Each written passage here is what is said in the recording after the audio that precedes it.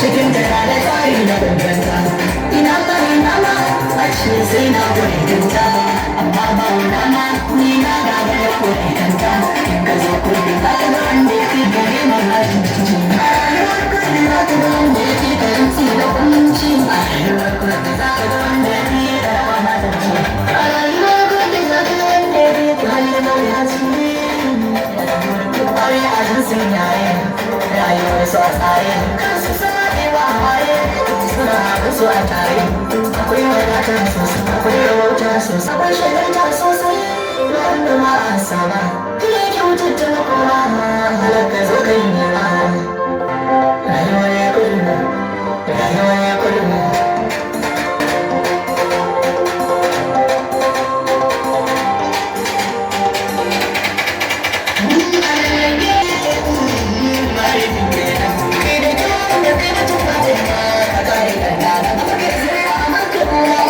wuce nan ake wannan ya zama kuma a yi zarka kai da kuce ciki ba a yin wannan ni da kai maka za ta yi maka ba da ruwan tafi da jami'a kai nan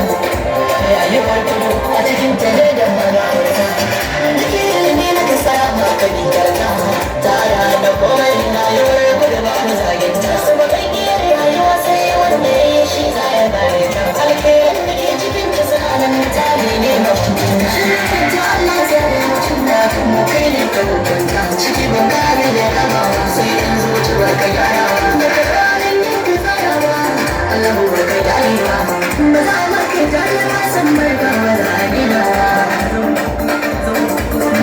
da ya dagewa ba ka sani ba ba ka iya ba in ba ka shigo a kai da shi ba da kuma da riwa da shi wa ka yi da shi ba da zarra da riwa da shi wa ka yi da shi ba da zarra da riwa abin nan musamman ne wanda ke zaune baya ga nagari rayuwar girma sai da ke zuciya za ki zama ya alfahari rayuwar kudu sai da ke zuciya za ka zama ya alfahari